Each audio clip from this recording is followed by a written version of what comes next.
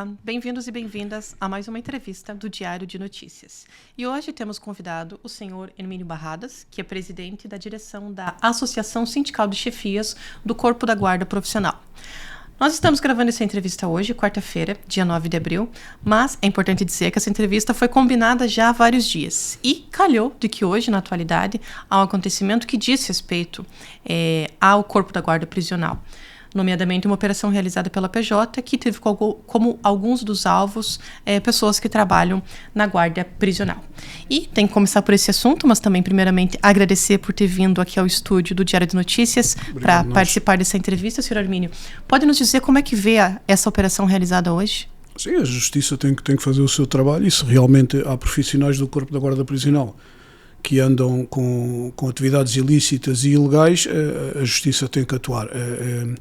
É um bocado triste, porque nós temos um grande espírito de missão e uma noção de um forte interesse superior do serviço público. Conseguimos manter o sistema de forma entrópica, com menos de 25% do quadro orgânico e bastante envelhecidos, e depois acontecem estes fenómenos mas ficamos contentes por outro lado, porque acabamos por separar o trigo do joio. Não temos qualquer melindre nem constrangimento por esta operação ter acontecido. Mas já desconfiavam de alguma coisa? Já havia algum sinal de que isso poderia acontecer? Sim, havia sinais, porque em alguns estabelecimentos prisionais o fluxo de estupefaciente e de telemóveis, principalmente, agora estão as substâncias proibidas das pessoas que praticam desporto, vulgo esteroides anabolizantes, acontecem em alguns EPs e já havia sinais disso. Ainda há uma coisa de um ano houve a criação pela Direção-Geral de uma task force para o estabelecimento prisional junto à Polícia Judiciária de Lisboa. Havia fortes indícios que andavam a entrar coisas que não deveriam entrar. E então foram vários chefes e vários guardas de outros estabelecimentos prisionais para esse estabelecimento, para tentar ter um controle mais efetivo nas atividades de portaria, mas revelou-se um flop. Consta que houve um absentismo muito elevado e possivelmente entre manter o estabelecimento prisional a funcionar ou ter uma atitude mais firme, foi a primeira opção, não é? Mantiveram o estabelecimento a funcionar e a tal task force retirou-se, e hoje temos este infeliz acontecimento, que é um dos principais estabelecimentos visados, é o da Polícia Judiciária de Lisboa. Certo. E a entrada de substâncias ilícitas nas prisões, na verdade, não é algo novo, e não é algo exclusivo de Portugal. Isso acontece em muitas prisões pelo mundo. Mas, de uma maneira geral, diante dessas práticas, com aquilo que hoje a guarda prisional tem em mãos para trabalhar, tanto em termos de meios quanto em termos de pessoas, se tivesse mais, era possível coibir mais essas práticas? Sim, se tivéssemos o efetivo adequado, haveria de reduzir quer a própria inibição da tentativa das pessoas que o fazem, porque nós chegamos a ter portarias em horas críticas, se calhar só com uma pessoa ou duas. É muito difícil de fazer os procedimentos de revista, não é? Os estabelecimentos estão todos deficitários nos seus quadros, muitos guardas e guardas femininas, não é? Acabam por prescindir de folgas, terem folgas suprimidas, realizar trabalho suplementar não remunerado, que é uma praga que está a proliferar agora entre o Corpo da Guarda Prisional, apenas para manter o sistema, porque as pessoas ainda têm ali um espírito de missão embutido que parece que as prisões já fazem parte deles. Sentem quando aquilo está a funcionar mal, sentem o dever de dar mais alguma coisa. E claro que da parte da tutela é passar ao lado, não gratificam, não há reconhecimento sobre esta dádiva, digamos assim, dos profissionais do Corpo da Guarda. Até os episódios sucedem-se, fugas, tentativas de fugas, drones a entregar produtos ilícitos por janelas de estabelecimentos, Todos os dias há acontecimentos insólitos e nós não os conseguimos controlar. O mais grave foi o de setembro do ano passado, não é? Sim, era o que eu ia perguntar. Já se passaram alguns meses, né, da fuga do Vale dos Judeus. Olhando para trás, como é que vê como esse caso aconteceu e a atuação que se deu a seguir? O que potenciou, no nosso entender, o que potenciou aquele acontecimento foi a capacidade de comunicação que existia do interior do estabelecimento para o exterior. A partir daí, se houver recursos, e permita-me aqui dizer que para nós não foi uma fuga, para nós foi uma tirada de presos. Homens armados, competentemente armados, sabiam bem o que iam fazer e foram retirar presos à cadeia, porque eles é que atiram os instrumentos com os quais eles conseguem evadir-se e com fuga pronta via automóvel e nós não temos capacidade, porque decorria as visitas, aquilo foi minucioso, foi estudado, planeado. correu-lhes bem, não é? Há muita falta de pessoas. Daquele efetivo que lá estava, pensamos que 4 a 5 não tinham que lá estar, foram trabalhar numa folga, e mesmo assim aquela questão deu-se. As pessoas são alocadas consoante a dinâmica interna de cada estabelecimento, há um efetivo para aquele dia e depois consoante as necessidades do estabelecimento diárias. Por exemplo, têm que estar a assistir à primeira refeição, que é o pequeno almoço. Outros têm que ir para a portaria para dar entrada às visitas, não é? Fazer o registro, a revista, os artigos que vêm, se estão autorizados, se não estão, e depois conduzir os visitantes à zona onde é a visita, o chamado parlatório, os reclusos para lá, depois acabar com aquela para iniciar outra. Portanto, as pessoas ficam praticamente hipotecadas, todas naquelas tarefas do momento.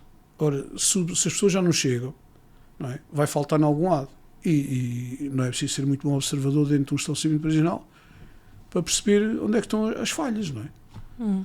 E acredita que poderia ter havido ajuda de pessoas de dentro do corpo da guarda prisional nesse episódio?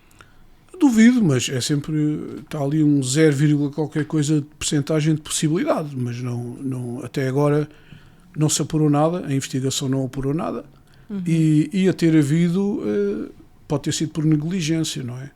Okay. Alguém que se atrasou mais um bocado a fumar um cigarro cá fora, ou foi beber um café numa altura que se calhar não era a mais própria e ficou ali um espaço, 1 minuto, 2, que a observação não foi adequada, mas isso pode ter facilitado ali alguma coisa, digamos assim, mas o que estava para acontecer ia acontecer. E de uma forma mais fria, ainda bem que foi assim, porque se nós temos algum tipo de reação, nunca era adequada e tinha lá ficado de gente porque eles estavam fortemente armados. Exato, teria sido um grande embate. E como avalia como foi a atuação do governo após esse caso? Porque, digamos, fez relatórios, agora anunciou investimentos. Acha que foi uma resposta adequada ao que aconteceu? Foi a resposta necessária, entendida politicamente, porque o relatório do Observatório Permanente de Justiça, que foi pedido pela Direção-Geral, está lá tudo, e com recomendações, e agora está pior, porque há menos recursos humanos. Portanto, desses últimos meses para cá já há menos pessoas? Destes últimos e desde que saiu o relatório. Até a anterior Ministra da Justiça dizia que o documento serviria como uma boa base para fazer o novo Estatuto da Guarda Prisional. E está lá tudo, as dinâmicas, o sistema, várias valências, desde educadores, as questões de saúde dos reclusos, questões de saúde mental dos guardas, a necessidade de formação, a carência, falam na carência de chefes, é uma coisa inédita na altura, e este acabou por ser redundante, não é? Veio confirmar aquilo que já se sabia, só que está mais grave. Agora anunciaram umas obras de 4 milhões e meio de euros, umas redes, umas janelas. O que mais nos assusta enquanto sindicato é ninguém assumir e tomar medidas para a atratividade da carreira. Quando sabem que têm 25% de lacunas em quantidade, tem toda a gente envelhecida, a classe de chefes está com 58 anos de média, a classe de guardas com 51. Tem um concurso com 84 candidatos apurados, ainda falta 2 provas. se calhar perto de 84 já saíram este ano. Portanto, estes vão estar prontos, se calhar, quando começar o curso, lá para fevereiro, março do ano que vem, a correr bem. Até lá, saem 100 e tal pessoas, no mínimo. Fora aqueles que vão adoecendo por causa da idade avançada e do ambiente hostil em que trabalham. Não é? Que é pesado trabalhar no estabelecimento. E as pessoas não trabalham só aquilo que lhes compete pelo Código do Trabalho e pela Lei Geral do Trabalho em Funções Públicas. As pessoas trabalham para além disso. Uma pessoa que sai às 16, se vai para um tribunal, sai quando chegar. Um guarda do EPL que vai para um tribunal em Torres Vedras, por exemplo, ou em Leiria, o juiz acaba a sessão às 5, ele chega ao estabelecimento prisional às 7h30, se não houver trânsito. E sair às 4. No outro dia tem que entrar outra vez. Isto não é saudável, a pessoa estar 7, 8 horas de pé num tribunal. E acha que esse é um dos motivos de existir falta de pessoas interessadas nessa carreira? Há mais motivos. Em termos nacionais, a deslocalização do local de origem. Não é? A pessoa vir do interior, passa-se o mesmo nas outras forças de segurança. Exato, PSP, GNR. Chega a Lisboa ou ao Porto, são meios sociais completamente diferentes, há bairros pesados, problemáticos, é completamente diferente de viver em aldeias ou vilas.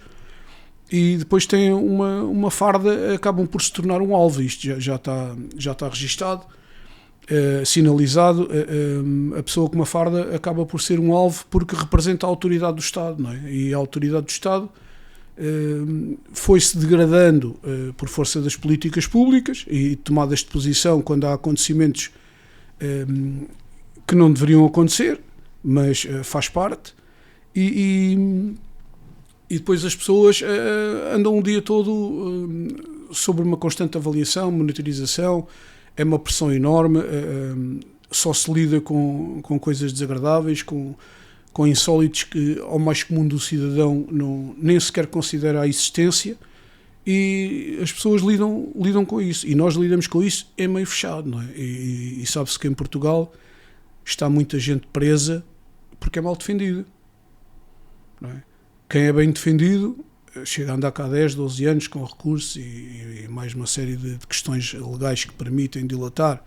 Basicamente, quem tem dinheiro para pagar uma boa defesa. Eu não queria dizer isso porque há bons advogados que não claro, cobram sim, muito. Não. Sim. Mas os estabelecimentos estão cheios de indigentes, não é? E depois temos esta praga agora também da violência doméstica e da condução sem habilitação legal, e depois temos indivíduos 80, 90 num estabelecimento que para cumprir 2 meses, 3 meses nunca entraram numa cadeia e vão para o meio dos outros, não é? Não há hipótese, a sobrelotação está terrível, o edificado é aquilo que nós sabemos, não há condições, e deixe-me só dizer que não é só a dificuldade, não é só para os guardas prisionais, não é? É para toda a gente que trabalha no estabelecimento prisional, está toda a gente... Sim, às vezes acabamos por nos esquecer dos outros trabalhadores que lá estão, cozinheiros, limpeza...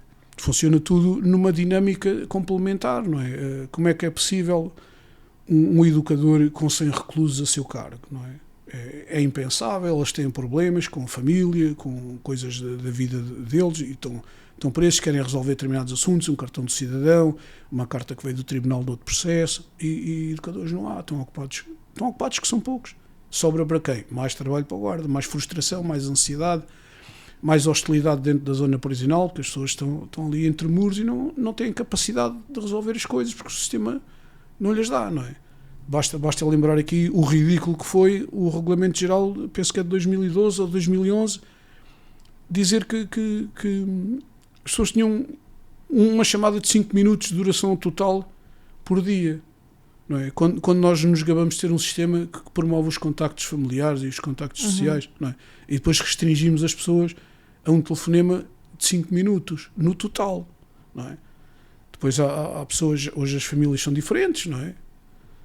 Uns têm uns filhos de uma senhora, outros têm de outra, as senhoras também têm filhos de uns homens, têm de outros, então fala com quem? Se é só 5 minutos, não é? Sim, fica difícil de E gerir. isso tudo, estou a puxar isto aqui à equação porque isto causa-nos imensas dificuldades, para além das que já temos. Que são muitas. Este pequeno pormenor. Agora temos um fenómeno novo que é a ausência de chefes. Temos aí uma série de cadeias que não têm chefes. São menos da metade do que menos deveria de ter. metade do quadro orgânico 270. e com uma média de idades de 58. Que já podem se formar muito em breve, daqui a 2 anos. Já a partir dos 55 podem pedir a pré-aposentação. não é? Até agora a Direção-Geral não está a responder. Há quem esteja a requerer a pré-apresentação e por isso simplesmente não dão resposta porque não têm como substituir. Então os prazos administrativos para nós são consultivos, quando são eles a meter os prazos já são imperativos, não é? Mas mesmo no concurso não há pessoas interessadas no concurso de chefias? Está um concurso a decorrer, que abriu ainda o governo anterior, sim, para 45. Este governo atual aumentou mais 45, abriu em julho de 2023 e está parado. Pois, foram realizadas provas de outros concursos e desse não. Desde maio de 2024 que o concurso está parado. Quando chegar, alguns já se reformaram, outros já não querem, porque entretanto mudam de estabelecimento, ficam mais perto de casa, e depois já não querem. Claro. E a idade vai avançando, não é? Possivelmente vamos ter uma fornada de chefes tudo abaixo dos 40 anos. Se o concurso se concretizar, vamos ver. Uma coisa que também comentávamos antes da entrevista é que quando mudam-se muito os critérios para conseguir atrair mais pessoas, isso também pode talvez assim baixar um pouco a fasquia, não é, do nível profissional dessas pessoas. Isso também preocupa o sindicato? Sim. Houve grupos de trabalho para construir um perfil sólido e coerente com o que se esperava da profissão. Na altura, saiu em janeiro de 2014, já se exigiu o 12º ano de escolaridade, mais uma série de requisitos que toda a gente validou, e agora de repente, como a necessidade é de uma forma tremenda, a senhora Secretária de Estado veio-se pronunciar que queria alargar os critérios. Já não me recordo se era na idade, se as pessoas não precisam de ter algumas competências que os anteriores entenderam que tinham que ter. Foi uma valorização da nossa profissão na altura, com bastante dignidade, e agora como há uma incapacidade resolutiva da questão da carreira e da profissão, não é? Não envolve dinheiro, envolve outras dimensões, não é? Envolve, por exemplo, o facto das pessoas não quererem saber na entrega do relatório sobre o corpo da Guarda Prisional em Bruxelas, dos 90% que estavam descontentes com a profissão, 65% desses 90% nem queria que a família e o seu meio social soubesse que era Guarda Prisional. Tem uma espécie de vergonha? É o tal desprestígio social que ainda não é mensurável, mas já se percepciona bastante. Acho que em Portugal isso é uma realidade também? Sim, volto a dizer, quem veste uma farda é um alvo. A pessoa vai para fora à civil, ninguém nos liga nenhuma. Se a pessoa for investida com uma farda na rua, é um alvo. Sim. Toda a gente reage. Sim, por esse lado sim, mas eu digo da parte do próprio profissional. Acha que a pessoa pensa em não vou escolher essa profissão porque vai ser um desprestígio, não pensando na parte da periculosidade, porque isso sabemos que está mais ou menos implícito, não é? Essa faz parte, não é? E é transversal às outras forças de segurança. Exato. Agora, a Guarda Prisional não tem valências, não é? Se for para a Guarda Nacional Republicana, tem aqueles que andam nas florestas, tem os das sinotécnicas, que é com os sim, binómios. Vários departamentos. Tem os de intervenção, tem de outras especialidades. A Guarda Prisional não tem nada. Tem o grupo de intervenção, houve um curso há pouco tempo, depois contém, porque não há rejuvenescimento da base que pode ser escolhida para o grupo de intervenção, e depois não há promoções. Repare que há guardas prisionais de 2000 que ainda estão na mesma categoria profissional, com 25 anos de carreira. Isto é impensável. Como é que um governo, ou vários governos, deixaram chegar o sistema prisional a este ponto? As pessoas não fazem ideia do caos que é diariamente. Tem sido um milagre não acontecer coisas piores ainda. E olhando ao nível de carreiras, quais são as principais, digamos, além da questão de ter mais pessoas, não é, para trabalhar, o que o sindicato propõe para que isso aconteça, para que a carreira seja mais valorizada? Já estava a decorrer, já tinham chegado a essa conclusão este governo, estava a decorrer reestruturação de carreiras com competente tabela remuneratória nova, não é? Deveria haver mais categorias, porque na carreira de guarda só há 2 categorias, a pessoa chega à guarda principal, já não sobe mais, só se concorrer à carreira de chefes. A questão da carreira, da categoria de chefe, que está na carreira de chefes, temos uma série deles que estão no último nível já há 2-3 anos, portanto, eles sejam avaliados com bom, com muito bom, com excelente, já não passam daquele nível. Portanto, as pessoas andam a marcar passo. Não há perspectivas de nada. Agora, como disse, estava a ser renegociada a tabela remuneratória.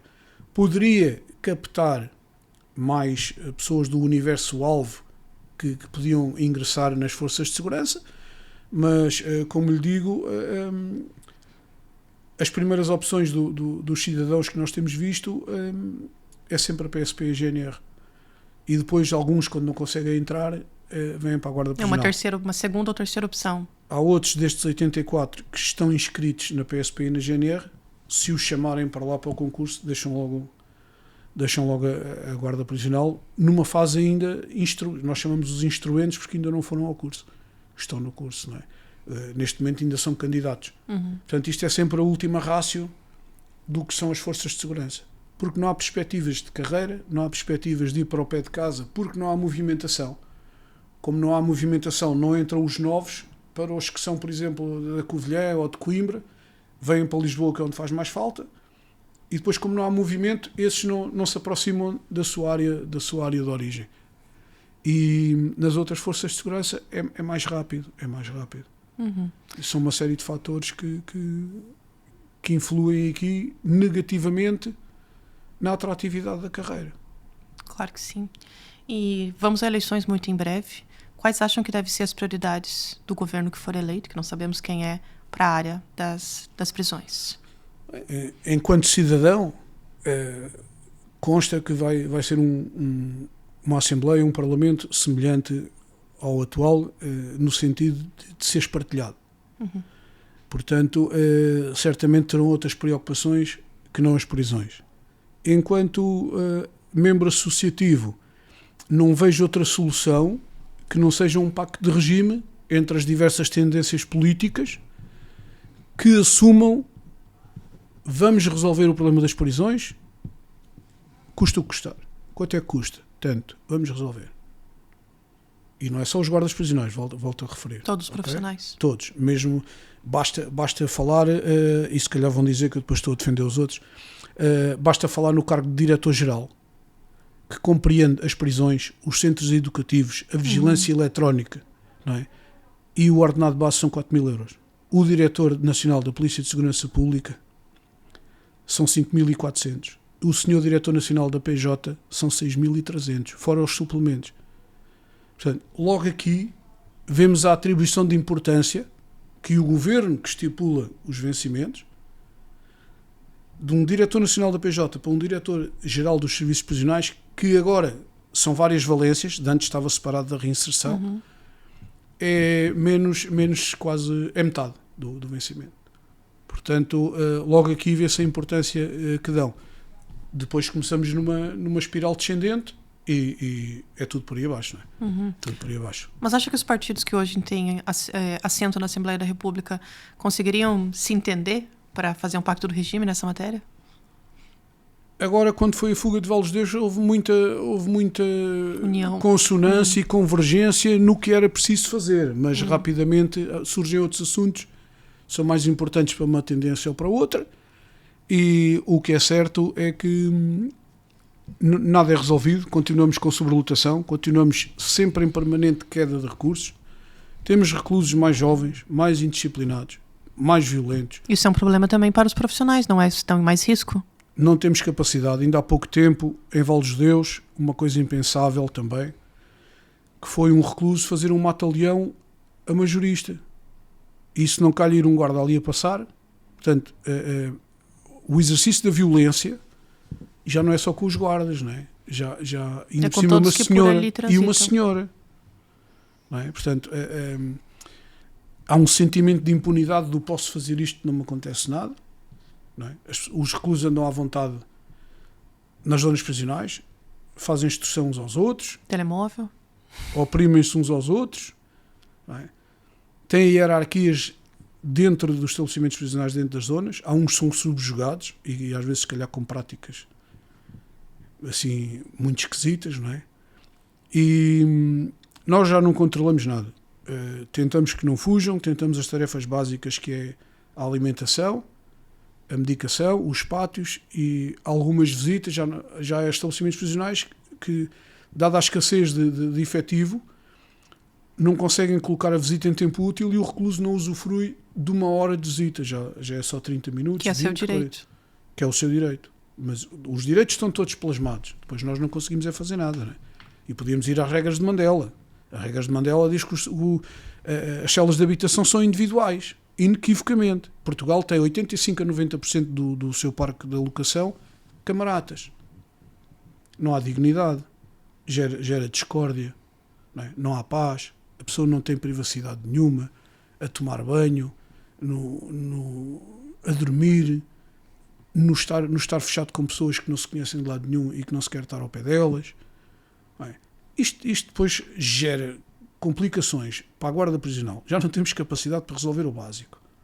Depois ainda temos que andar a dirimir este tipo de conflitos. Sabe que isso eu acho que essa é uma questão interessante, porque há um certo pensamento cá fora, não necessariamente em Portugal, mas no mundo generalizado, de que as pessoas que vão para as prisões, elas têm que sofrer e têm que ser maltratadas. Mas eu acho que essas mesmas pessoas não pensam que esse tipo de ambiente, que seja mais hostil, também causa problemas para os profissionais que ali trabalham, que é o que Sim. o senhor descreve agora. E às próprias famílias dos reclusos que sofrem com isso tudo. Quantos não são ameaçados, quantos não telefonam com os telemóveis, ou trazes-me não sei o quê, ou o teu familiar vai sofrer agressões, ou este tipo de coisa. É a prática corrente. Agora, prova-se, não se prova, há uma cultura de silêncio e de não delação, não é? Dentro das prisões, e também às vezes nós já vamos abarcando também alguma dessa parte, e depois tudo o que não se prova não existe. Dentro do sistema prisional, tudo o que não se prova não existe. E também as próprias famílias dos guardas prisionais, porque a pessoa quando sai do serviço, não sei, cada um terá a reação que tiver que ter, tem as suas formas de escape, mas... E não há um apoio de saúde mental nesse aspecto para os guardas? Não há nada. Aliás, nós até ironizamos no último comunicado que o governo está tão preocupado com as baixas médicas dos guardas prisionais que deveria estender isso à saúde mental, fazer uma verificação mental a todos para ver quantos é que ficavam a trabalhar. Mas isso não lhes importa nada. Não têm preocupação nenhuma em promover atratividade para colmatar e rejuvenescer o quadro que eles próprios dizem que tem que existir. Ok? Mas depois, as pessoas são sujeitas a tanta pressão, a tanta hora de trabalho, num ambiente horrível. As pessoas quebram. É normal. É normal. Somos humanos. E andam agora numa caça às bruxas, em vez de se preocuparem com o mal que estão a fazer às pessoas e ao sistema, andam numa caça às bruxas a ver se as baixas são lícitas. Não sei se uma decisão administrativa se sobrepõe a uma decisão clínica. Se calhar ainda vamos chegar aí a alguma deriva de trabalhos forçados ou de escravatura, não faço ideia. És guarda, não podes ir a casa, não podes dormir, não podes nada, tens que estar sempre dentro do estabelecimento prisional a trabalhar. Não sei se será isto o futuro. O sindicato não deixará, com certeza. Depois começamos com as baboseiras das greves, não é? Que reprimimos os direitos, as pessoas já estão fechadas e nós temos que ir por este caminho. Sr. Emílio, muito obrigada por ter vindo aqui ao nosso estúdio e por essa entrevista aqui ao Diário de Notícias. Disponham sempre e muito obrigado.